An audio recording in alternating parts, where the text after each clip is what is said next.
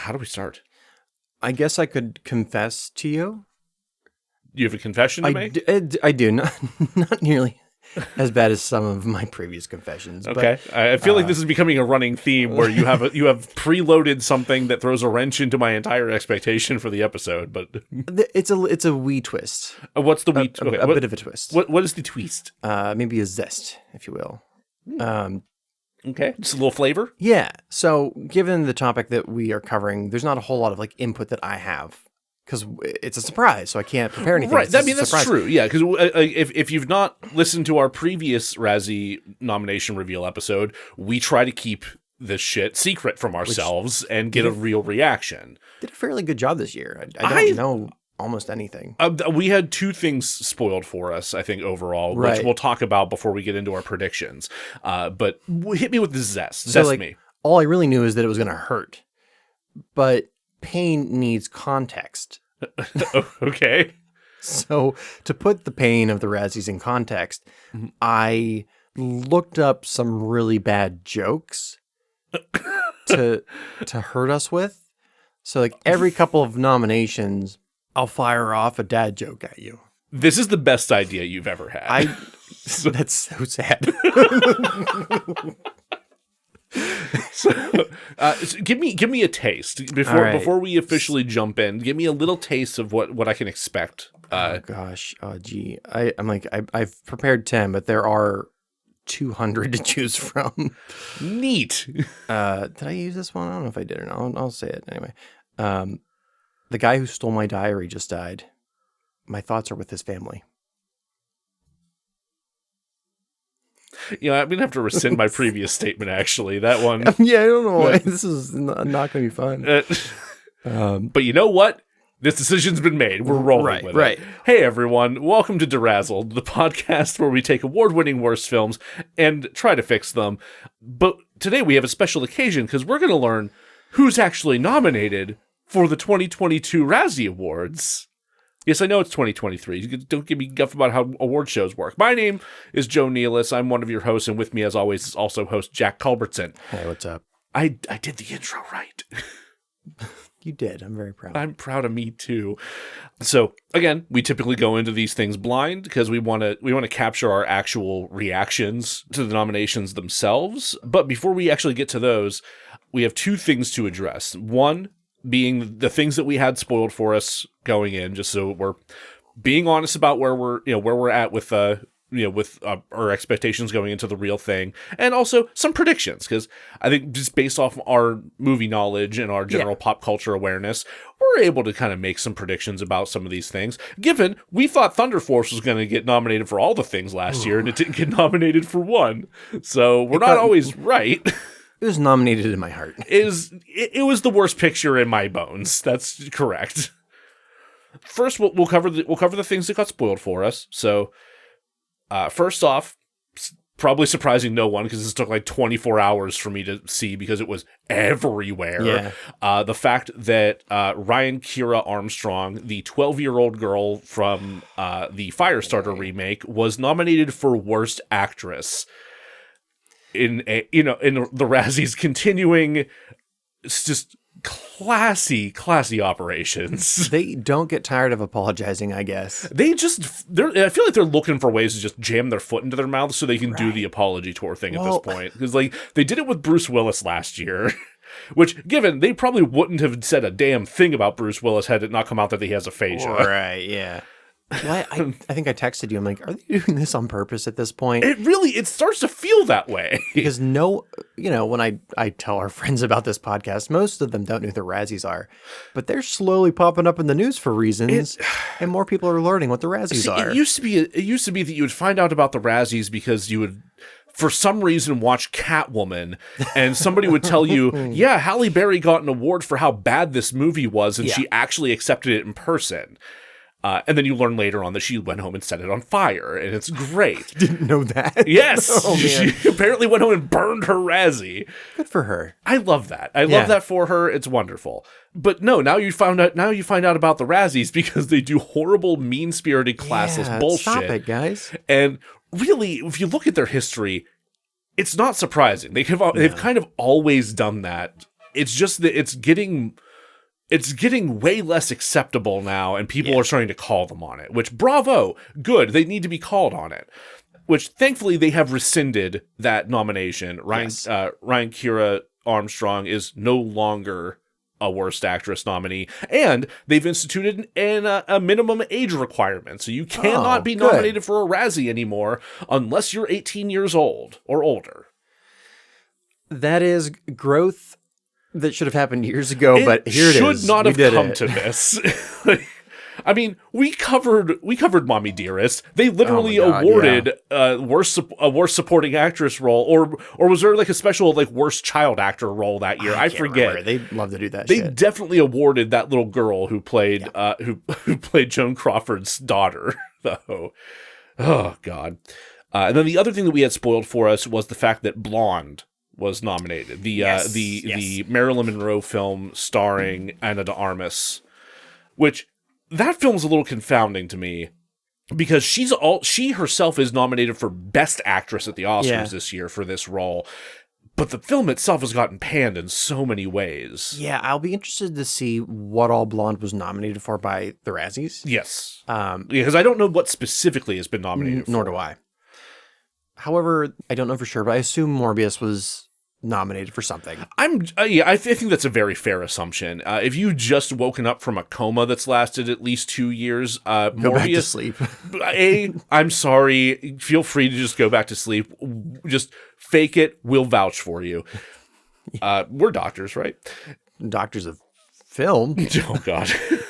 Morbius is so bad that people memed it back into theaters for a second weekend, and it just did worse. Phenomenal. It had 2 theatrical runs in like thousands of screens and didn't make its fucking budget back. So I hope that gets Sony. Taught in some pop culture class. It has to, right? 20 years. That's gonna become like film school legend. It's like 30 years down the road, assuming we still have film schools. Right. Anyway.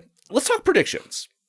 Jack, what are some things that you expect to see from these Razzie nominations before we actually reveal them to ourselves? This last year has been such a blur that I'm like, wait, what movies even came out last year? I had that issue as well, and I did do a little bit of research before the nominations were announced, so I had like a little bit of grounding to make some predictions off of, aside from just my regular watching habits. Gotcha. I think Black Adam might get an appearance or two. Black Adam, really? I think so. Interesting. See, the thing about the Razzies is they don't always go off of what is the worst movie. That's very true.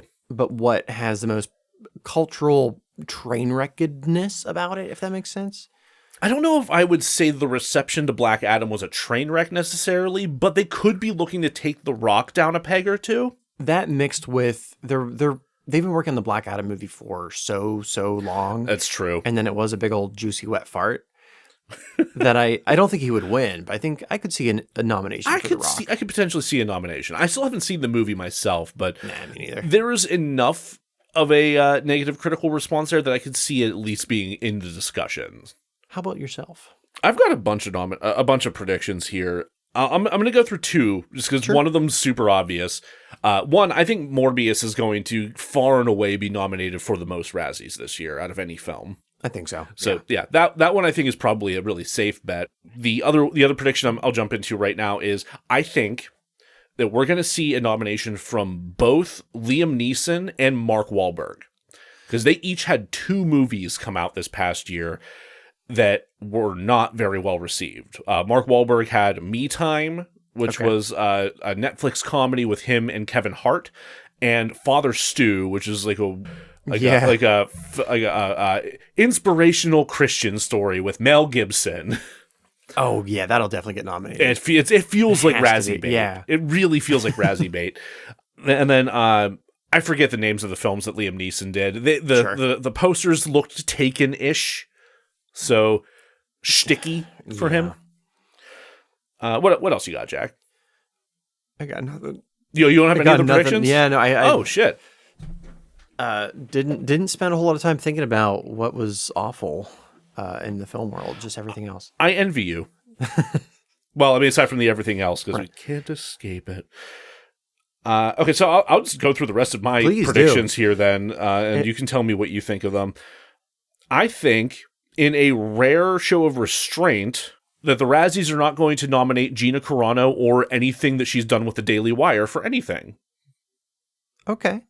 That's mostly, I need to put that idea into the universe. I don't want like that stupid fucking Hunter Biden movie or whatever else that they've done this year to get any attention from the Razzies, because it's just going to become more culture war bullshit.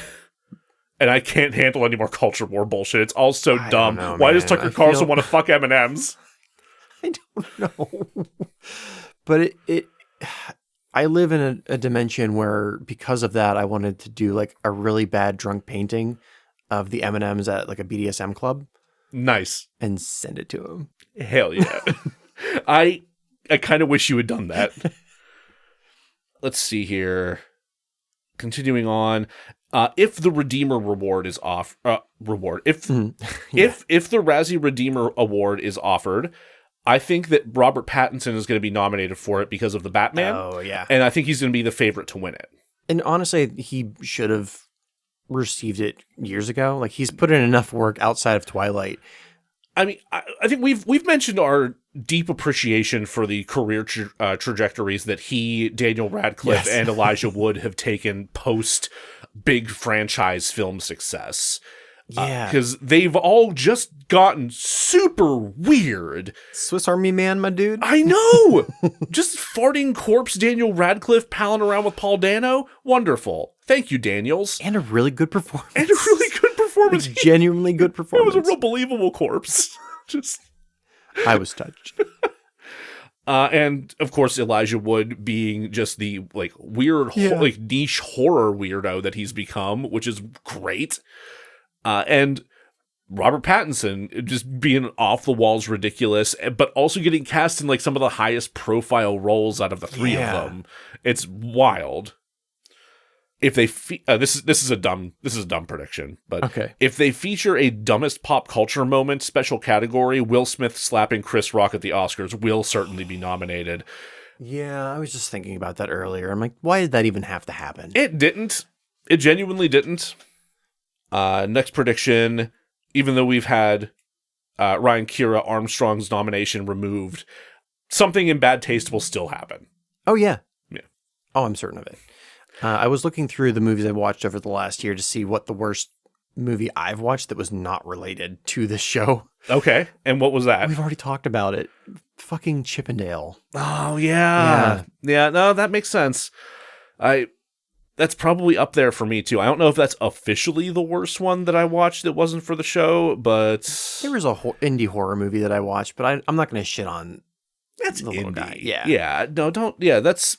Even the Razzies don't tend to shit on the little guy, despite... Usually. There was that one movie that was nominated last year. I forget the name of it, but it got nominated for a bunch of stuff, and it's like, this is an indie production. What are you guys doing? Stop it, guys. Yeah, I don't know. Hopefully nothing like that happens this year. However, I do think that they're going to go back to the well on something here. Do you remember, we talked a little bit fleetingly about who the Razzies' two favorite punching bags have been historically?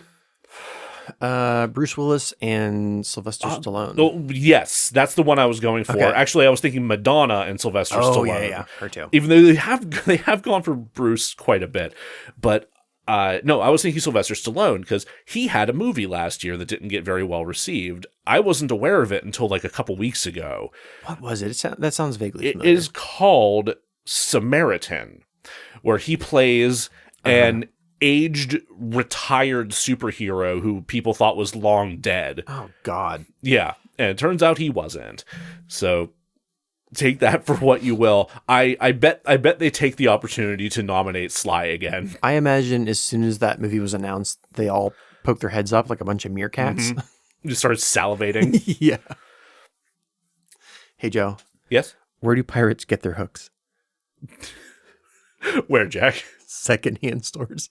Okay, I actually like that one. Yeah, listen, there were 200 to choose from, and there were plenty that were worse than the ones I picked. I think that about does it for my predictions, though. That we were in. I was expecting you to actually have some ideas there. Well, if you recall, last year I had plenty of ideas, and very few of them actually came to fruition. That is true. Yeah. That is very true, and I was a little bit hesitant to make predictions because of that. Yeah. But I figured, what the hell? I might be remembering this wrong, but I thought that they made their nominations a little further into the year last year. Yeah, I definitely forgot that that they were so soon. I thought I could have swore that they were like in February or something, but Same. no. Like, so I wanted to start off this year with a series of good movies because we watch a lot of bad movies. We do watch a lot of bad movies. So aside from researching Fantastic Four, watching all that shit, Yes. I tried to stick to mostly good movies. So no, I didn't watch through, tried not to watch through any bad movies. Yeah, I didn't make much of an attempt to watch any bad movies for this one, with one exception in that I did get morbed. You did take the plunge. I took the plunge. I was morbid time in my house. I'm sorry, Becca. You did get hand sucked. Did they go with the hand suck, or they go with the face suck? Wait, what? So in the comics, he drinks blood with his hands. Oh no, they don't do that. No, it's face. Aww. It's mouth. Yeah, kinda like the hand it's thing. classic vampire. If I'm remembering correctly, in the comics, Morbius had to drink blood with his hands because of a comic book code issue. Oh, at the time. I could see that being a thing. Yeah. I think that they interpreted that into the film as him drinking packets of blood. Okay. And in particular, synthetic blood. Sure. So he's just like gripping and ripping and chugging as hard as he can, squeezing it into his mouth as hard as he can. And yeah, he does bite some necks occasionally, though. If I'm being entirely honest, I think that's probably less gross than sucking people's blood with your hands. Yeah. Like, is that like a weird like hickey thing? Like you're living a lot of hickeys? I think in the 90s cartoon, they weren't allowed to say blood. So it was like, I need more plasma. That's barely a workaround. They didn't try hard. No, apparently not. Yeah, but they were putting all that money towards the X-Men show, I think. They had to have been. Which, I mean, for good reason. Yeah. They knew it was working, and it wasn't the Fantastic Four cartoon. Oh, Jesus Christ.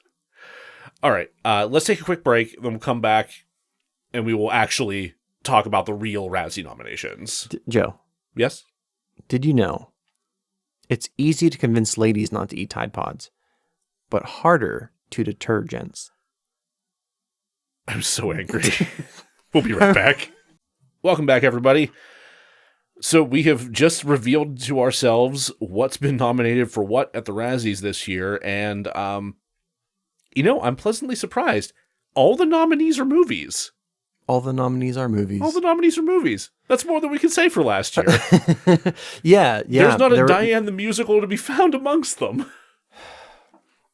So we didn't do our full reactions, because we wanted to watch trailers for the ones that we had not. Yeah, since we haven't had a chance to actually watch any of these movies, except for Morbius, and just me, because I hate myself. We watched some of the trailers for the Worst Picture nominees that we were not familiar with, and for a couple of the other nominations as well. So we're going to run through category by category here. Do we want to start with Worst Picture? Let's start with Worst Picture. Let's start with Worst Picture. Okay, so surprising no one, Morbius is indeed nominated for Worst Picture this year. Right along with that, probably not surprising anyone, Blonde is nominated as well. Somewhat unexpected, Disney's Pinocchio. Yeah. Because they did one of those quote-unquote live-action remakes for this. My question this is, year. Do you think that they made it in reaction to Guillermo del Toro's? Because they have a history of doing that. Where like, oh, you're going to do this movie?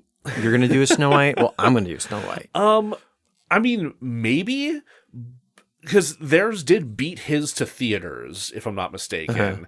But I don't know. They've been doing the live action treatment on a whole bunch of stuff too. Like it feels like it was only a matter of time before they dug back into a golden age film, right? I suppose they just have such a horrible history of putting out movies to block other movies. Yeah, I suppose that's true. I wouldn't put it past them. I'll ask.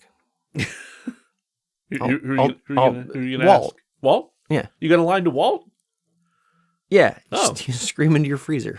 She'll hear you. Is it any freezer? Or Any freezer. Any freezer. Well, Wow. not ice cream freezers. Not those. Oh, just not like your ice cream run-of-the-mill freezers, okay. mill, especially those like what are those called? You keep in your garage, like Oh, like a chest freezer. yeah. Oh man. Yeah, he's a big fan of those. You can just scream into one of those and he'll answer. Mhm. God, my dad lied to me. Just that once, though. Just that once. The other nominees that we were not familiar with here are Good Morning.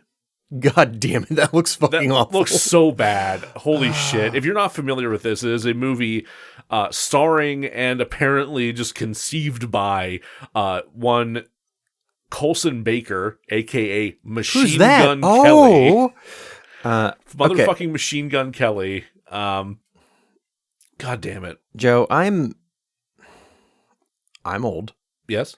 so I only know of him by his reputation. Let's pretend that I don't know or care, really do not care who Machine Gun Kelly is. Okay. What is it? What is it? What is it? What is a Machine Gun Kelly? What is a Machine Gun Kelly? I'm looking at his face. I'm not liking it. So, oh God. I know he's dating a Tiffany's body, right? Jennifer's body. He's dating. Tiffany's body was a direct-to-video sequel. He is dating Megan Fox. They have a relationship I would compare to that of Angelina Jolie and Billy Bob Thornton. Yeah. Like, I don't know if they wear vials of each other's blood, but it seems like a thing they'd do. Sure. I'm pretty sure Machine Gun Kelly once claimed to be weed. He is his own strain. No, he just is weed. Oh, Like, just okay. all encompassing, I guess. I'm not Like a entirely dandelion. Sure. Okay. Yeah, more like that. I'm not going to do Yeah, that with it's- dandelions. That's rude. My grandfather was fond of them. Yeah, I like He'd cook them. They turn into those little fluff balls. And also, they turn into them neat fluff balls. Yeah, You can make wishes. His hair does kind of look like a fluff. Anyway. Yeah, if you blow all the hair off the top of Machine Gun Kelly's head, You make a can wish. Make a wish. Well, now you're making it I kind of like him now. So the best way I think I can describe Machine Gun Kelly is that he was a rapper for Okay. a period of time, and then he tried to diss Eminem, and then Eminem Don't. dissed him back so hard that he moved to pop punk. Man, that was a strong And diss. he just knocked him clear into a different genre altogether. Listen, love or hate the guy, you don't fuck with it. Just come on. That's choose your battles, man. Yeah. Just good Lord. Now, to his credit, some people have said that his first pop punk record was surprisingly good, and that a lot of that is because Travis Barker produced it. It was a drummer from Blink-182. Gotcha. Then he did another one, and a lot of people were like, "Oh, that was a fluke." So I don't know what's going on with his music career. Did Blinken 340 do that one too? I don't know. Okay. Nor do I care. I like Led Zeppelin. Yes, I know, Jack. The last nominee for Worst Picture is The King's Daughter, which appears to be some kind of like medieval royal, not even medieval, but like just some kind of royal. Imagine when you're like, oh, it's Cinderella's a fairy tale magic land of undescript time. It's like a young woman is taken from a nunnery and brought into a lavish life of royal luxury. Where I think Pierce Brosnan's her dad. I think so. Sure. It was Also, so vague. William Hurt's there, and I really hope this wasn't his final on-screen appearance. Rest in peace. Also, there's mermaids. It really feels like somebody took the first 7 novels of like a YA series and blended them together. Yes. And then they're like, it's one movie now. We only have the budget for the one. Can you do it all in one? We have all these facets that we want Yeah. to just put on screen, but we only have the budget for one movie, and we blew most of it on Pierce Brosnan and William Hurt. What can you give us? Because it's certainly not there in the CGI. No, it's really not. Oh my God. So that is that for that category. Do you want to hit me with a dad joke before we move on to worst actor? Is it weird that I need that as a palate cleanser? Only mildly. Let's do it. Okay. I'm not excited about it, but I just applied for a job down at the diner. I told them I'm really... Fuck it. I fucked it up. I told them I really bring a lot to the table. God damn it. You want to predict worst picture? Morbius. I think it's going to go to Morbius. I haven't watched Blonde yet. I'm gonna, but I think it's going to go to Morbius, because how can you lose as a movie that got tricked into a second outing? That is really good. You do like I actually do think it might be Blonde, but that they were able to trick Morbius into going back into theaters. I talk it like he's a dude, like he was coaxed back. What are your feelings on Joyce Carol Oates? Oh man. I figured that might be a loaded question. Jesus, I'm not sure where that came from. Joyce... she wrote Blonde. Oh, that's why. Yeah. Okay. So she wrote the novel that the movie was based on. Sure. So yeah, she's a prolific and fairly respected author who, to my understanding, has turned into just a chronic internet poisoned poster. She puts a lot of weird shit on Twitter and has some shitty takes on things. And I wish she'd stop. I've read maybe 3 of her stories. One I really liked, one I really hated, and the other one I can't remember. She's real into Lovecraft. Like she wrote the foreword to a collection of Lovecraft stories that I bought while I was just in New Orleans once. And the one I read was like a true crime one. It was pretty good. I've seen she'll occasionally jump into the like, hey, Lovecraft's a racist piece of shit discourse on the internet, and don't tell me she defends him. Oh, she defends him. What the fuck, Joyce? Yeah, I've seen her defend him, which is like, even the fans, like diehard fans of Lovecraft, are like, we enjoy his work. He was a piece of shit. You don't have to defend him. He's been dead for a long time. I've been seeing a good number of people who are still out there like trying to defend Why? him. I don't know, man. Like, it's a weird hill to die on. All right, so worst actor. Surprising no one, Jared Leto is here for Morbius. Yeah. Coulson Baker, a.k.a. Machine Gun Kelly, is here for Good Morning. No. You all right there? Yeah, go ahead. I'll show you in a minute. Okay. Pete Davidson was nominated. Now is that minute. So here's the poster for... Oh, dear God. He was nominated for his voice work in Marmaduke, which I'm now seeing the poster for the first time. Holy shit, that looks bad. That is bad character design. How'd you fuck dogs up like that? That's not how dogs look. That's not how dogs do. Also, they brought J.K. Simmons into it. That's not fair. No, leave J.K. Simmons out of this. It must have been a real quick paycheck. Yeah. One for them. Yeah. Yeah, so Pete Davidson got nominated for that. Tom Hanks got nominated for his work as Geppetto in Disney's Pinocchio, and Sylvester Stallone, there it is, my prediction was correct, for his work in the film Samaritan.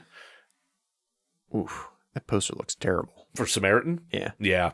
And that S is a little problematic. Not quite problematic, but it's... Okay. It's nigh on...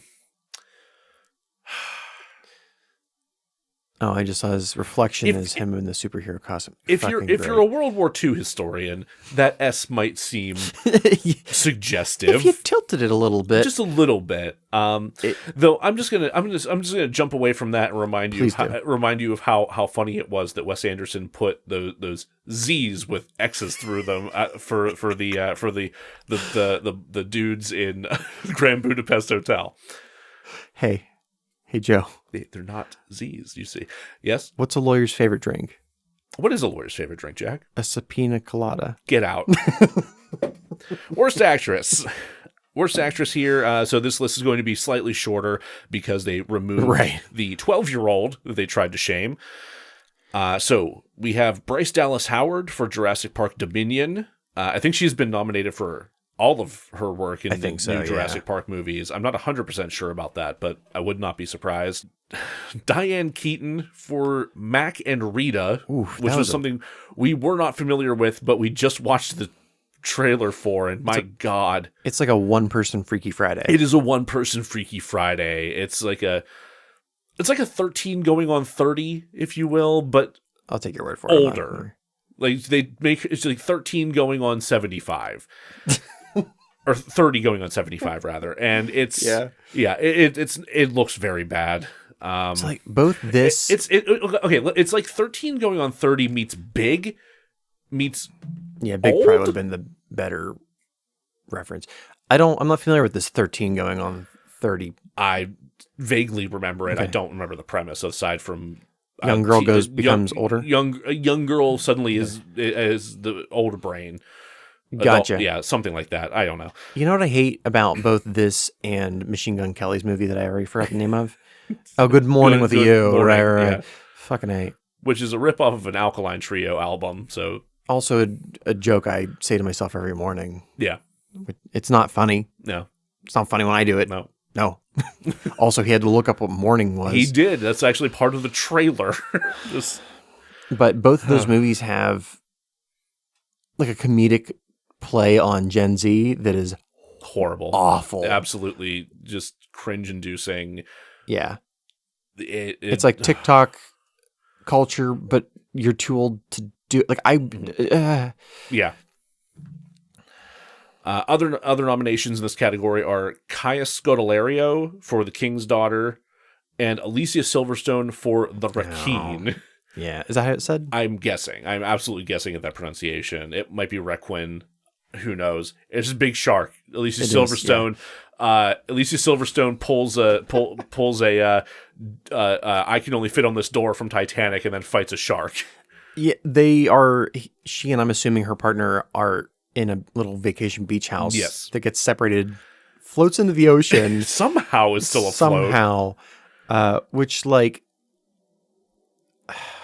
I don't know if I should feel good or bad about this, but like that as a play, I would watch. Sure. Like two people in a little vacation house, and that's the whole set, and it just slowly deteriorates. And it slowly deteriorates. You could play it either way. You could use a comedy. You could have a bunch of like stagehands running around with shark fins back, or you could play as a drama. No. I like that first idea. You definitely have to explain how that thing is floating. I suggested 6 Swiss Army Mans. Oh, Jesus Christ. Just more Daniel Radcliffe Swiss Army Mans. They're so useful. That's what the whole movie's about, really. Okay. Throw some zest on this shit pile, Jack. Love to. Want to hear a joke about paper? Yeah, okay. Never mind. It's terrible.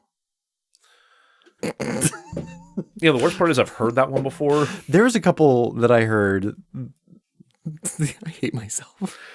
Oh, God damn it. Worst remake, ripoff, or sequel. So we've got a few different things here. Blonde. Probably surprising no one. Then we have a BOGO here. We've got a double nomination here. Both 365 days sequels. So 365 days this day and the next 365 days. I know nothing about any of these movies. I think they're like poorly made, vaguely 50 Shades of Grey movies. But yeah, I don't think they're American either. I think, what is this, Polish? Yeah, also based on a vaguely smutty book series. Huh. I am impressed that they put out both movies in one year, much like Ty West did with X and Pearl. Yeah, it's kind of wild that it happened with more than one franchise, but X and Pearl were enjoyable. And then these were double Razzied, apparently. Yeah. Thankfully, they can't win, so we won't have to watch the whole series. True. They've got some competition because the other nominees in this category are Disney's Pinocchio, Firestarter, and Jurassic World Dominion. So there's a lot of critically panned shit in this category this year. So how does Blonde fit into that? That's the thing. So much in the way that Brendan Fraser seems to be the only thing. Well, okay, Brendan Fraser and Hong Chow seem to be the only things that people like about The Whale. Mm-hmm. Ana de Armas seems to be the only thing anyone likes from Blonde. So notice that she wasn't nominated for Right. Worst Actress, but Blonde itself is nominated for a shit ton of stuff here. Well, the reason I'm asking is it's nominated in the category of remake, ripoff, or sequel. What's it a remake, ripoff, or sequel of? I was wondering that myself, and the only answer I can really come up with is Real life? is just Marilyn Monroe. It's just ripping off Marilyn Monroe. Usually they specify like what it's ripping off if it's a ripoff, and it doesn't say that here. And I'm getting this from the Razzie's terrible website. It's really bad. That's actually one of the things I like about them. Is how consistently bad their website Yeah. is. Yeah. Okay. Well. Joke. Oh yeah, we're running a little low, just so you know. We're We're about halfway through. Got like something like that. Yeah. I built a model of Mount Everest, and my son asked if it was to scale, and I said no, it's to look at. Fucking damn it. 4 more to go. Worst Supporting Actress. I've only seen one of these performances, and that is Adria Arjona's performance as Dr. Martine in Morbius. Sure. I'm not sure if I'm pronouncing her last name correctly, so I'm not sure if it's Arjona or Arjona. My apologies. Also nominated are Lorraine Bracco for her voice performance in Disney's Pinocchio. I'm going to guess Blue Fairy. So Sophia is the character name. I don't know. Oh, I have no idea then. So something completely different. Penelope Cruz. Both Penelope Cruz and Bing Bing Fan were nominated for their roles in The 355, which I know nothing about aside from Lupita Nyong'o is also in that movie. Yeah, they roped in a bunch of people that didn't need to be roped into it. Bing Bing Fan is also nominated here for her performance in The King's Daughter. So she's getting the double nomination treatment for multiple films here. She was a CGI mermaid. Apparently. Oh, is that who she is? She is the mermaid. Okay, yeah. I get the feeling that's one of those nominations where like she's not the problem. Probably not. Yeah. And then the last nomination here is Mira Sorvino for her performance in Lamborghini, The Man Behind the Legend. I think she's the car. Sure. She is double billed, 2 cars. Oh, Jesus Christ. Make me laugh, Jack. I'll try. Does anyone know where a guy can find a person to hang out with, talk to, enjoy spending time with? I'm asking for a friend. Oh, my heart. Right, No. like, this is a really upsetting joke. Why was that All right, one like an effective shitpost? Right. No. All right, we'll follow. We'll do another one right now. What did one monocle say to the other monocle? What? Let's get together and make a spectacle of ourselves. Yeah. Yeah. Dumb. Worst supporting actor. Topping the list here is Pete Davidson, this time for his cameo appearance in Good Morning, which we briefly saw. He's a valet who threatens to kill a guy who honks at him. Tom Hanks, this time for his role in Elvis. Colonel Tom Parker. Yes, Elvis's manager, if I'm not mistaken. I still need to see that movie because I've heard that it is a nonstop, relentless train wreck. Yet it's like nominated for nominated, yeah, for so many awards. We also have here Xavier Samuel for his role in Blonde, Maud Sun for his role in Good Morning. He's also like partially responsible for that movie being made, and Evan Williams for his role in Blonde. A lot of hate for the dudes in Blonde. Edgar apparently. G. Robinson. Sorry, I'm looking at like who they were nominated for. That's really weird. Okay, so the Xavier Samuel, he plays Charles Cass Chaplin Jr., which is the son of Charlie Chaplin. Okay. And then Evan Williams, which is a terrible bourbon, is nominated for his role as Eddie Robinson Jr. So he's the son of Edgar G. Robinson, which is another noir actor. Huh. Interesting. Yeah. I was partially expecting one of them to be JFK. Yeah, it was too. I'm certain he's in there somewhere. He's got to be, right? He can't not be. Yeah. Him and his Eiffel Towering brother. God damn it. Do you have a joke lined up? Yeah. I try to explain to my 4-year-old son that it's perfectly normal to accidentally poop your pants, But he's still making fun of me. I got one left, so Oh, we've got 3 categories left, it looks like. Okay. So I'll hold off on your joke until the end. I say we'll wait. So worst screen couple. So this is where the Razzie starts. Okay, getting yeah, I see. It's a little fucking A, guys. So Colson Baker, aka Machine Gun Kelly, and Maud Sun. Good morning. Both real life characters in the fallacious White House bedroom scene. Blonde. There you are, Mr. President. There we go. Had to have happened eventually. Tom Hanks and his latex-laden face and ludicrous accent. Elvis.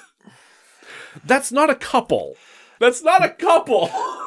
They were being, excluding nominating a 12-year-old, Yeah. they were being really reserved with their razziness. Thus far, yeah, honestly, like it's like they leaned all the classless bullshit into the 12-year-old nomination, and everything else is like relatively tame for them.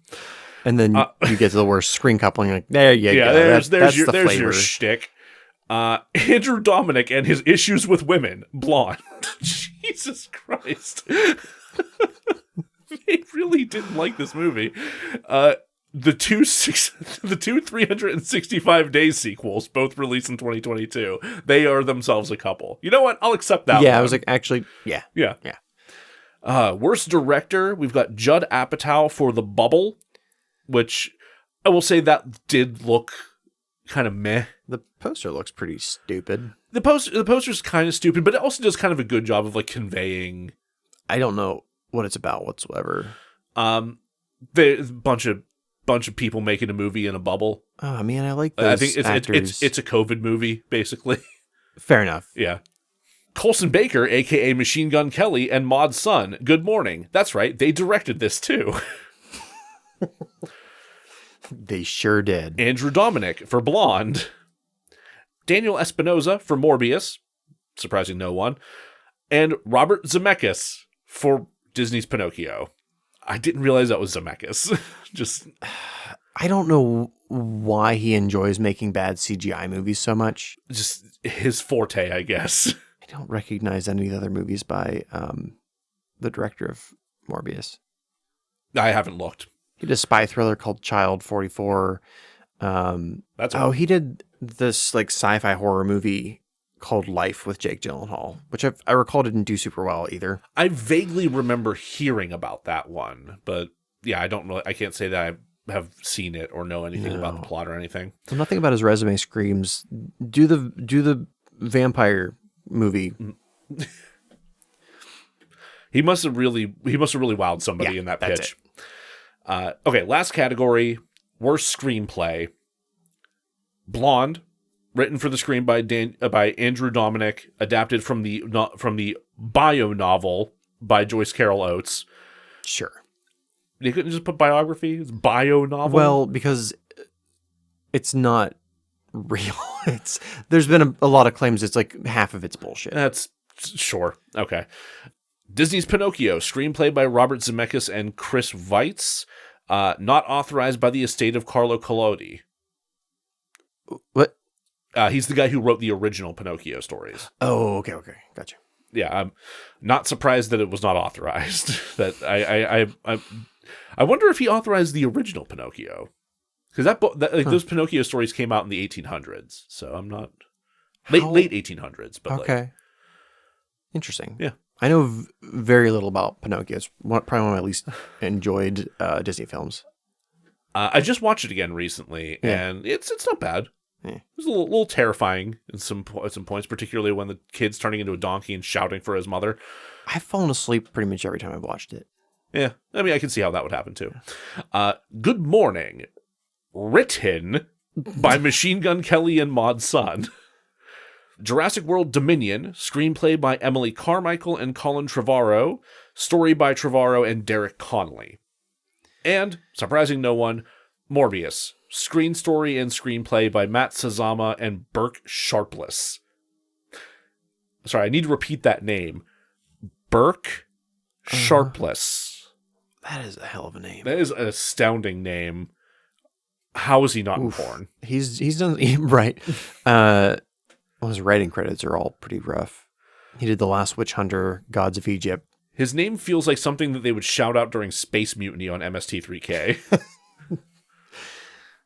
It looks like it's his real name. Good for him. Well done, Dirk Hardpeck.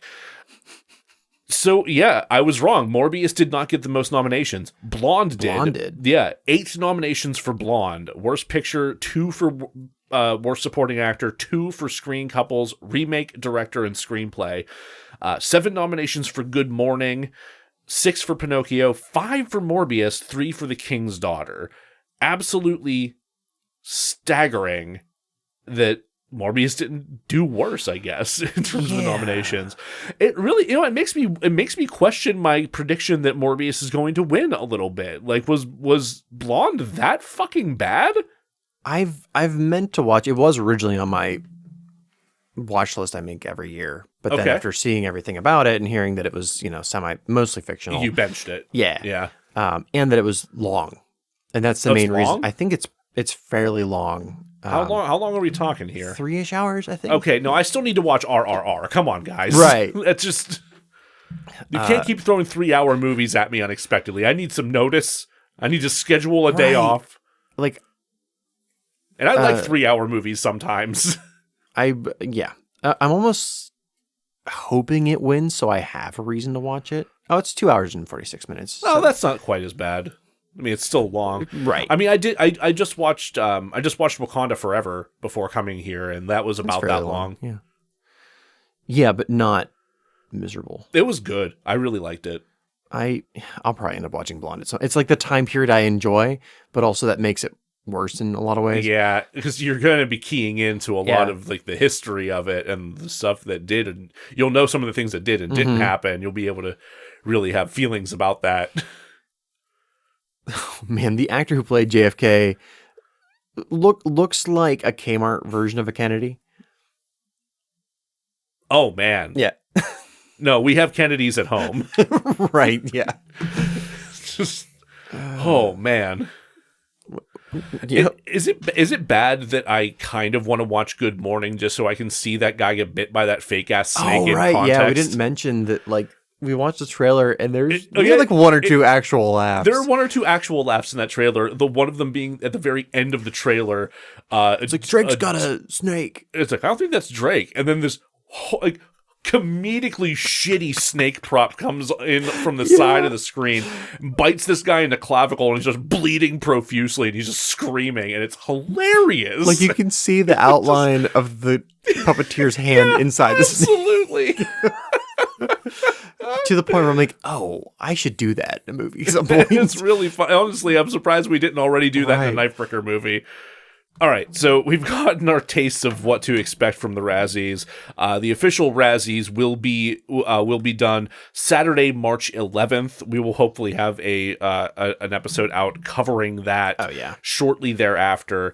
As well as the Oscars, and so we're going to take a quick break and come back and take a look at the Oscar nominations. Real quick. But first, Jack needs to give us that last joke that he's got. I do, but I have one question for you. Are you going to try to watch through the worst pictures before then?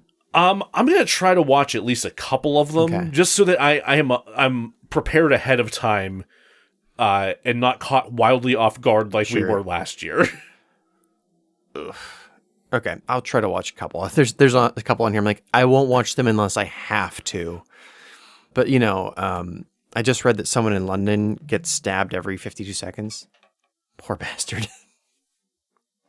God damn it. That took me a second. Fuck. Yeah. All right, we'll be right back. Hey everybody, Editing Joe from the future checking in to let you all know that the following section that you're going to be listening to here is going to be missing some categories from the Oscars because we really didn't have anything of interest to say about a whole bunch of categories, so that was bad radio. So we decided to only keep in the categories that we actually had interesting things to talk about.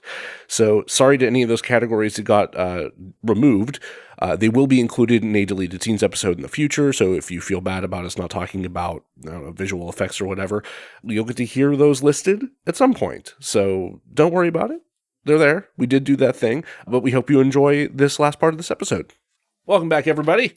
So, now that we've gotten a terrible taste in our mouth from the Razzie nominations, we're going to try and rinse that out here with some talk about the Oscar nominations, because those got announced as well. So it's the 95th Annual Academy Awards this year, which will be announced Sunday, March 12th of this year, and it's going to be the first time in a long time they've actually aired every single category during the show, which a lot of people were up in arms about. So let's take a quick run through a bunch of these here. So top of the list here, actor in a leading role. Nominees are Austin Butler for Elvis, Colin Farrell for Banshees of Inisherin, which I get that. It's a good nomination. It's a good movie. Brendan Fraser for The Whale, which, okay. Paul Mescal for Aftersun, which I don't really know much about that movie. And Bill Nighy for Living.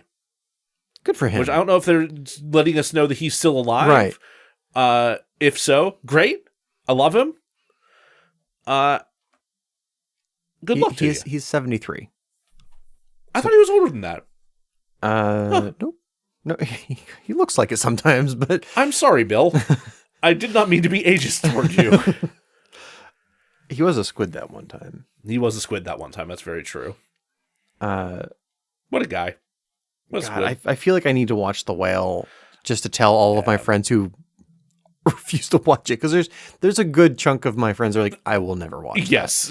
It's the vast majority of people I know. Yeah. Or it's like, I won't. I love it is ubiquitously. Yeah. I love Brendan Fraser and I'm happy for Brendan Fraser, but fuck this movie. Yes. Yeah, that's pretty much what I've heard all around. I listened to there's a podcast called Maximum Film, which is Maximum Fun's film podcast, hosted by Ify Wadue and a number of usually a panel of other people, including film critic Alfonso Duralde, festival organizer Drea Clark, and they sometimes have a guest. And in this case, they had Guy Branum on as the guest, who describes himself as an obese gay man. So they felt like he would be the best person to bring on to talk about The Whale, and they all just read the film for filth.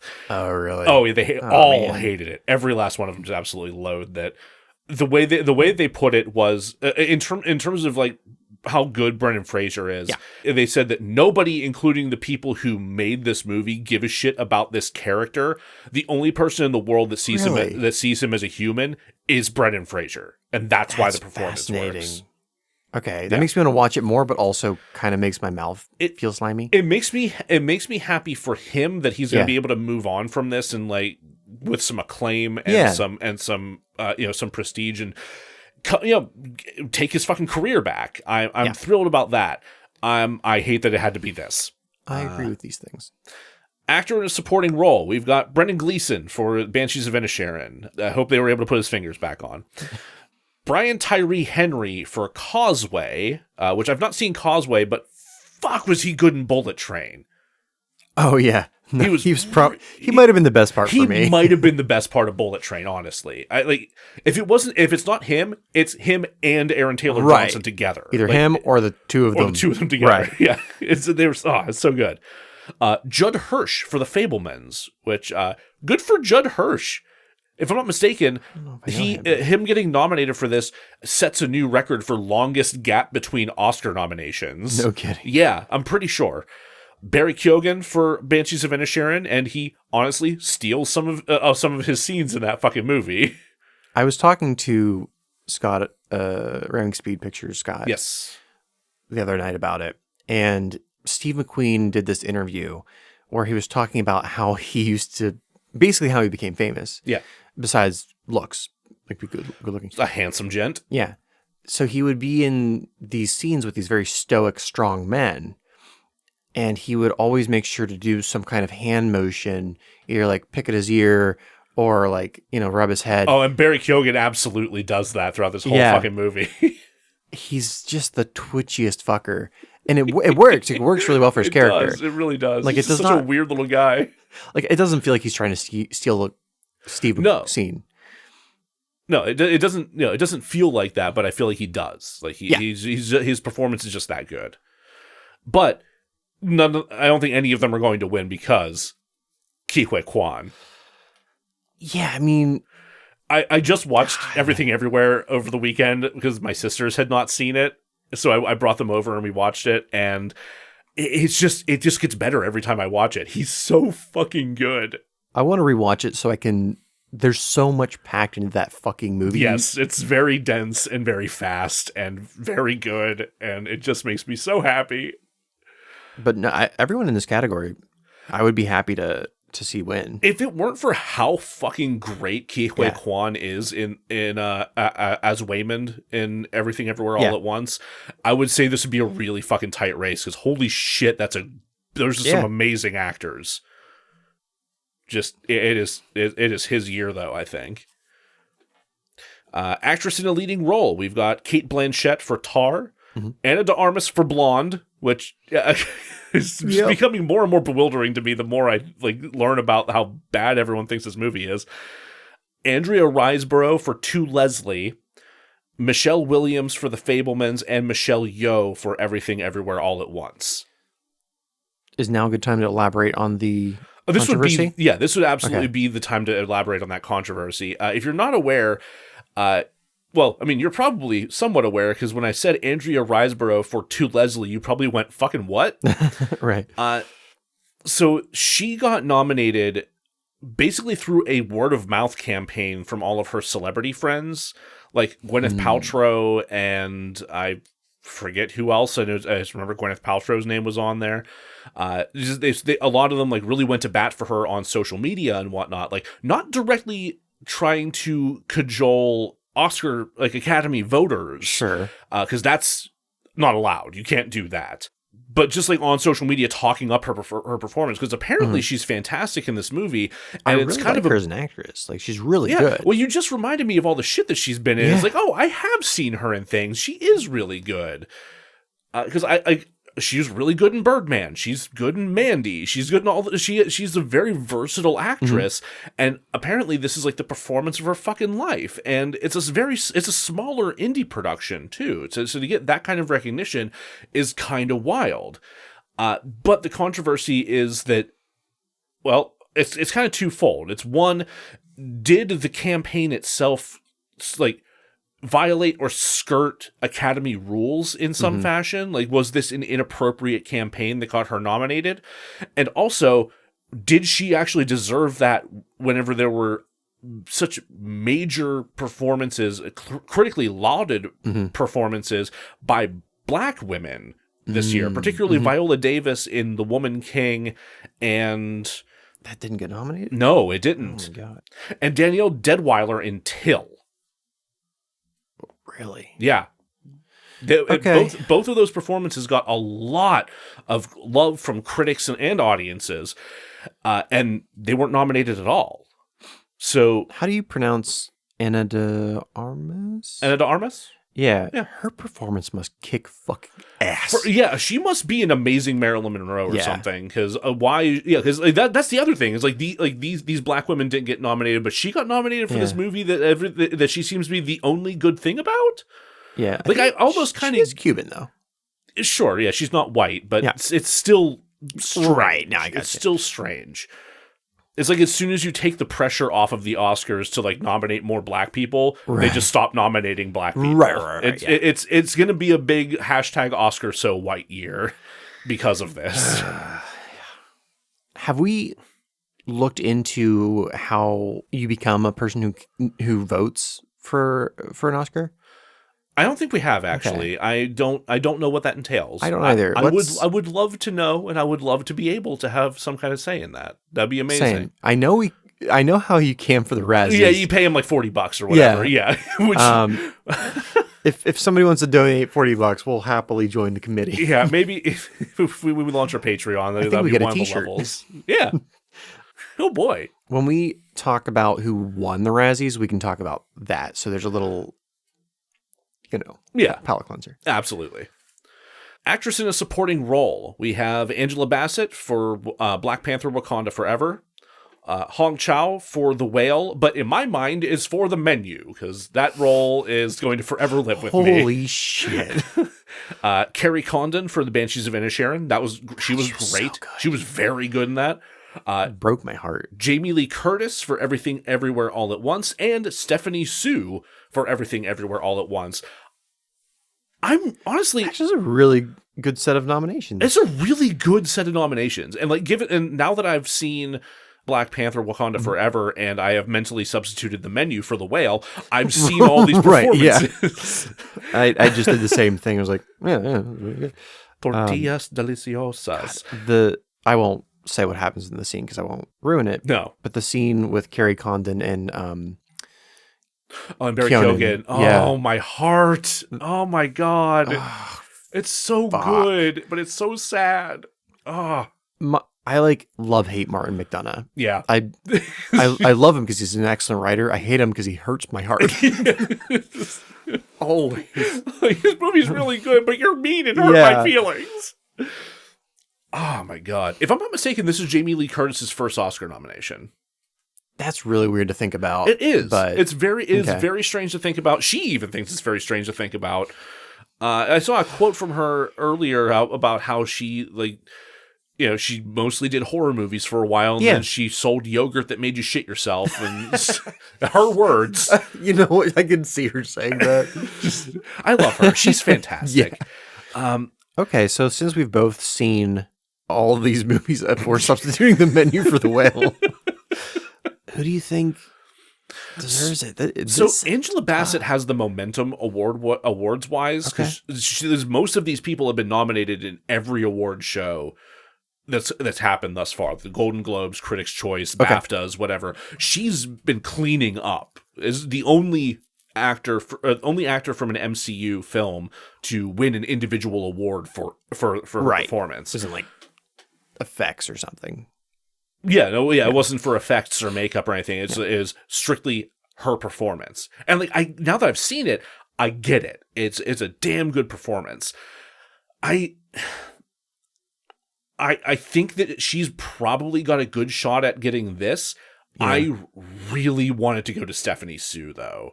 Yeah, I like the subtlety in Carrie Condon's performance. I loved her performance. Yeah, don't get me wrong. I think her performance was amazing. Yeah, they're all great. And Jamie Lee Curtis, I made that goofy ass character so much more than, not that it was written poorly, but like made it so much more.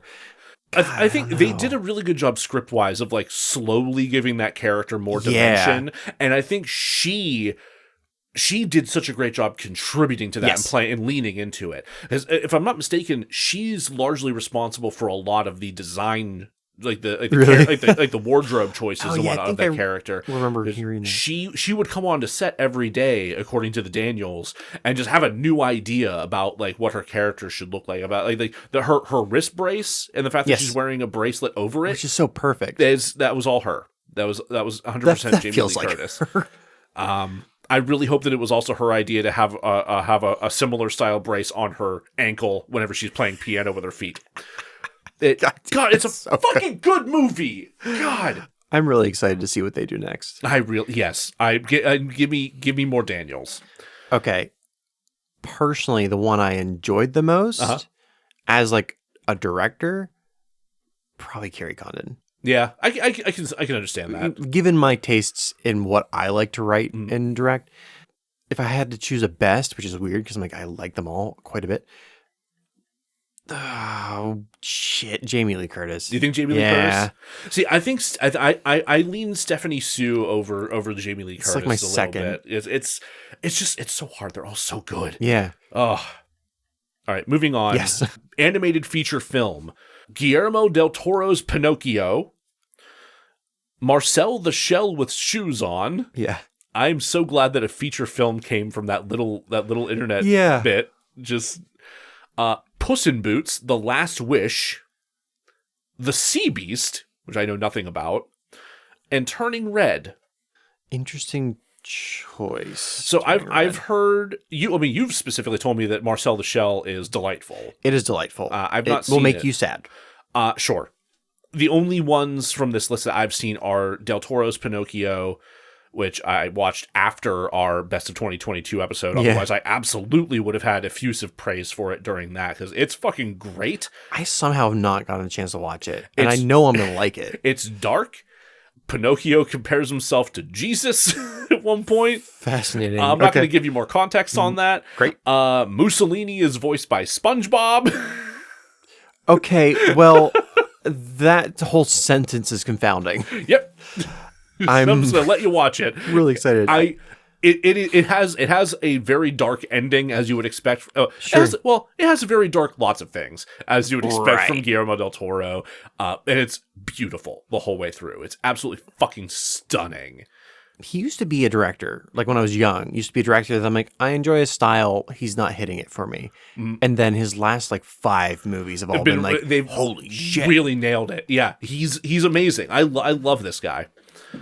The Sea Beast I have nothing about. Turning Red, it was fine. I like Turning Red. It's not my favorite Pixar film, but you know, I have a little bit of early 2000s nostalgia. Right. I might not be a Canadian Chinese girl, but I related to this film a good bit. My sister had a boy band phase. I've lived vicariously through that, and I thought a lot of the relationships in this were really well done. Not everyone. It's not been everyone's cup of tea, but it was good enough that Dome Shi is getting another Pixar film. So, Oh, nice. Yeah. That is exciting. Yeah. I like the movie. I don't know that it's like Oscar worthy, but I really liked it. I'm glad it was at least nominated. Sure. Because I feel like Pixar has gotten the short end of the stick from Disney since the pandemic, pretty much. Sure, Like yeah. a lot of their biggest fucking releases have been just shunted onto Weird, onto huh? Disney Plus. This included. Like, I don't think this had a theatrical release, if I remember correctly. Well, probably limited if it was nominated. It may have been well, yeah. Actually, no. Since it was nominated, it had to have been at least somewhat. There had to be some limited release, but. Now we all kind of it was a pandemic film though, like we all watched Right. Like, yeah, I think because they had a similar issue with oh my god, what was it called? The one but with the 2 brothers where it's Chris Pratt, not Soul, but it happened with Soul as well. Onward. Oh yeah. Yeah. Well, Chris Pratt and Spider-Man, Which one? the younger one, the newer Spider-Man. I'm blanking on his your actor's intensity name. is scaring me. So no, I can't remember his name. Jesus Christ, Tom Holland. Oh God. I was like, Spider-Man. What's a Spider-Man? I don't know. Fucking hell. Christ. Okay. Next. Okay. Cinematography. We have All Quiet on the Western Front. James Friend. I like his last name. Friend. Bardo. False Chronicle of a Handful of Truths. Darius Konji. Oh yeah, I actually know that one. Yeah, that's the new Iñárritu Well, I know the film. DP. I don't know the DP, but I know it's Alejandro Iñárritu or whatever his name is, who did Birdman. Elvis. Well, you have watched 7, so you've seen. I have watched his work. 7. Okay, neat. Oh yeah, then damn. Yeah. Okay, interesting. Elvis, Mandy Walker, Empire of Light, Roger Deakins. Deakins. Of course, Deakins is going to get in there. Right. You know, I have no idea what that movie is, but No, me neither. yeah, but he Sure, it's gorgeous. Deakins, yeah, I mean, it's Roger fucking Deakins, yeah. And Tar, Florian Hoffmeister. Cool. I'm torn as to whether or not I want to watch Tar. Because on the one hand, it's gotten a lot of effusive praise. Mm-hmm. On the other hand, God, I still haven't watched RRR. Right. Well, I think the only way I'll watch Tar is if it wins, because there's literally nothing about the film that piques my interest. I'm curious, but I'm not. I don't know if I'm like curious enough to actively seek it out right now. Yeah. I don't know. We'll see. Directing. This is a tough field of directors right here. Martin McDonagh for Banshees of Inisherin. The Daniel Kwan and Daniel Scheinert for Everything Everywhere All at Once. Steven Spielberg for The Fabelmans. Todd Field for Tar. And Ruben Östlund for Triangle of Sadness. I mean, you've watched Triangle of Sadness. I have not yet. He had to direct a lot of shitting, vomiting people, and a real drunk Woody Harrelson. I think it's coming to HBO Max in February, so that's why I'm holding off on it. Oh man, yeah, absolutely watch it. One of the most tense endings to a film I've ever seen in my life. Interesting. It's, yeah, very good. I want this to go to the Daniels so badly. Me too. I actually think it's going to go to McDonough. You think so? I think so. I could see that. I could absolutely see that. I would not be surprised if it does. But I'm pulling for the Daniels. Because Spielberg's got to have like Spielberg's got a enough. number of Spielberg's got enough fucking Oscars. Given I have not seen The Fabelmans, so I don't know. Like maybe it's fucking amazing. I have no idea. But I do want to see it. I do want to see it. I agree. But he's had enough, guys. He's good. He's good. He's got another nomination to put on his resume. He's fine. Yeah. Yeah. No one's gonna forget the fucking name of Steven Spielberg. No. Wait, who? Jerry Seinfeld. What's the deal with these performances? I'm cutting that. Film editing. The Banshees of Inisherin, Mikkel E.G. Nielsen. Pretty good editing. Elvis, Matt Villa, and Jonathan Redmond. Everything Everywhere All at Once, Paul Rogers. Tar, Monica Willie, and Top Gun Maverick, Eddie Hamilton. I'm surprised it's the first time we've come across Top Gun Maverick this entire fucking time. I still haven't seen it. I'm not sure if I want to see it, honestly. I've heard a lot of good things about it, but I was just talking to Scott the other night about like movies where people go, "Wait, you've never seen that?" I've never seen Top Gun. Like the original? The original. Oh, yeah, interesting. Nothing against it. I mean, it's not my usual flavor of movie I enjoy. But the thing that upsets me about Top Gun is, if I remember correctly, the original makes no mention of who they're fighting. Like you have no idea who the enemy actually is, and that's fucked up. And I'm pretty sure from based on what I've read anyway, I'm pretty sure the new one does the same thing, and that's fucked up. Like, don't do that. Like, a ubiquitous unknown enemy is just kind of a thing we don't need in the pop culture consciousness right now. Who would you have them fight? What are the aliens from Independence Day doing? Chilling. Well, not anymore. They're not. What about Hans Gruber? How's he doing? Ooh, well, Son of Gruber. Son of Gruber. Played by Daniel Radcliffe. And you know what? It'll be fucking great. Also a corpse. It's a surprise Swiss Army Man sequel. Oh, Jesus Christ. There need to be more backdoor sequels. Oh, they really should. International feature film. We have All Quiet on the Western Front, which I did not realize was made in Germany. I guess that makes sense. Argentina, 1985. I know nothing about this film. See, music, original score. We got All Quiet on the Western Front, Volker Bertelmann, Babylon, Justin Hurwitz, The Banshees of Inisherin, Carter Burwell, Everything Everywhere All at Once, Sun Lux, and The Fabelmans, John Williams. Hey, John? You don't have to do this. I think if I read correctly, literally the oldest person to be nominated for an Oscar. He has to be, right? Jesus. Like, I love him. He absolutely deserves every accolade he gets. You don't have anything left to prove, my dude. At the age of 90, John Williams became the oldest competitive nominee in Oscar history. And competitive is probably accurate. Again, I have not seen The Fabelmans. I bet the score's amazing. And this might not even be his last Oscars that he's nominated for, because he's doing the last Indiana Jones. Yeah. He's like a Miyazaki where he's like, I'm retiring. No, I'm not. No, I'm not. But no, I'm retiring. But maybe this one. Wink. Yeah. Music, original song. Applause from Tell It Like a Woman. Hold My Hand from Top Gun Maverick. Lift Me Up from Black Panther Wakanda Forever. It's a Rihanna song that gets played fucking everywhere these days. Not To from RRR. This is the only nomination for RRR, which I think is kind of a travesty given how much hype there is behind that fucking movie. And This Is a Life from Everything Everywhere All at Once. I'll have to look that up because I can't remember it. Yeah, I struggle to remember where in the movie this pops up, mostly because my brain, when I think about music in this movie, my brain jumps to The Story of a Girl, because that gets memed multiple times throughout the fucking movie. because it's like playing as like a sad Western ballad in the RV when they're talking about divorce. There's like a BDSM version of it playing when you see the first like fucking fuck room cutaway with Daniel Scheinert. It's his safe word smile.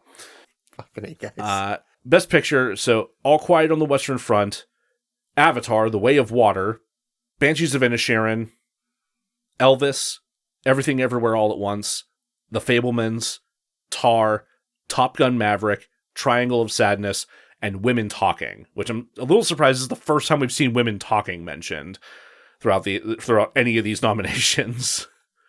I'm not familiar with that one. So that's the one about a group of Mennonite women who are trying to figure out how to respond to and deal with the revelations of sexual assault in their community. There's like multiple generations of women, and there's like several of them who were like, no, like we need to do something about this. Something has to change. And several of them who are like, nothing's going to change. There's no point. Just stay quiet about it. And there's like conflict and nuance. And that sounds really interesting and probably miserable to watch. Maybe. Yeah. I want to see it though. I'll do The Whale. You do that one. Okay, fair. Sound: All Quiet on the Western Front, Avatar: The Way of Water, The Batman, Elvis, and Top Gun Maverick. I am absolutely livid that Nope is not in that category. For best sound? For sound design? Yeah. Holy shit, man. Like, I just rewatched it the other day, and it's like the soundscape of that movie is stunningly well crafted. Like, ooh.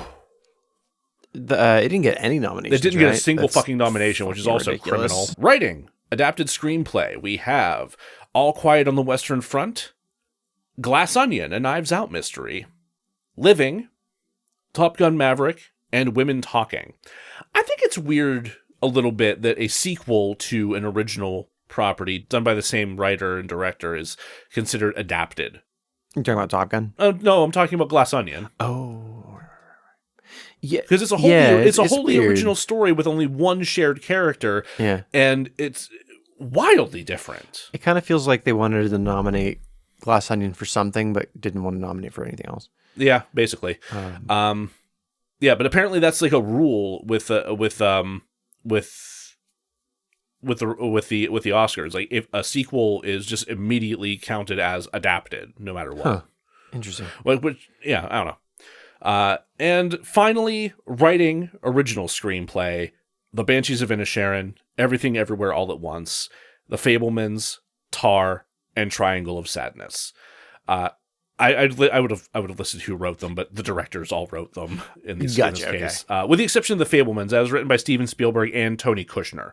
So one additional writer on that one. But Tony Kushner is a pretty famous playwright. Angels in America, if I'm not mistaken. Mm-hmm. Yeah. Actually, that makes me want to see the movie a little bit more. Makes me want to watch the second part of Angels in America. Oh, God. I've watched the first part like 18 times. No idea how it ends. I think I've watched it. It is. If I haven't watched it, I've at least read about it, so I'm aware of it. But, oh man, so that's them Oscar nominations. I read a lot of the same movie titles over and over again. There. Yeah, I'm looking at the best pictures, and I need to watch more before I can make a guess. Oh my God, I so desperately want it to be Everything Everywhere All at Once. Yeah. I don't know if I think it's actually going to be. But fuck, I want it to be so bad. I want to watch Triangle of Sadness. Worth it. If I have time, I want to watch All Quiet on the Western Front. But I think it's a longer film. I also want to watch that. I've heard very good things about that. Part of me, I'm still curious about Tar. I would like to watch The Fabelmans. I am morbidly curious about Elvis. I'm gonna watch Women Talking at some point, and Top Gun Maverick I'm still torn on. Have you seen and Avatar: The Way of Water? Like, I'm not sure I really want to watch either of those. But even people who have watched it and like it were like, the story's shite. It's just like, I have widely heard that as well. Which, like, you put 12 fucking years into this movie or something. Like, come on, man. Like, you're a better writer than this, James. That's the thing that's confusing to me. I'm like, he's not just a director. He's started. I think he started as a writer and then moved to directing. I'm pretty sure you're right about that. Although I think he did like set design or something before that. But come on, James. Come on, man. Come on. Come on. Come on. Well, that was a lot of movies we That just was talked a about. lot of fucking movies we just talked about. I agree. So let's wrap this on up here, I think. Right? Hey? Huh? Yeah, hey, hi. Huh? Do you have another joke by chance? I can if you give me 30 seconds stall. Yeah, I'll give you a little bit of time. In fact, I'm going to do that by thanking our audience. Thank you, everybody, for checking us out and for listening through all this here. Keep in mind, whatever wins the Razzies this year will be our season finale for this for season 2, which is approaching faster than one might think because time's a motherfucker. If you enjoyed this episode, please rate, review everywhere you possibly can. We're on Good Pods, we're on iTunes, we're on Spotify, we're on Podcast Addict, wherever you listen and can review and rate podcasts, please do that because it helps people find us, and that's really important to us. We have a lot of fun doing this and love sharing it with all of you, and we want more people to share this with us. If you want to reach out and follow us on social media, you can find us on Twitter at DeRazzledPod, Facebook at DeRazzled Podcast, Instagram and TikTok at DeRazzled_podcast. If you want to reach out and recommend something you'd like to see us cover, mention something you want to see carried in our Redbubble store, or send us a scam email, as we've been receiving lately. Reach out at DeRazzledPodcast@gmail.com. All right. My wife gave me an ultimatum. Her or my addiction to sweets. The decision was a piece of cake. Be sure to tune in next week, everybody. We'll be sure to razzle dazzle. Yeah.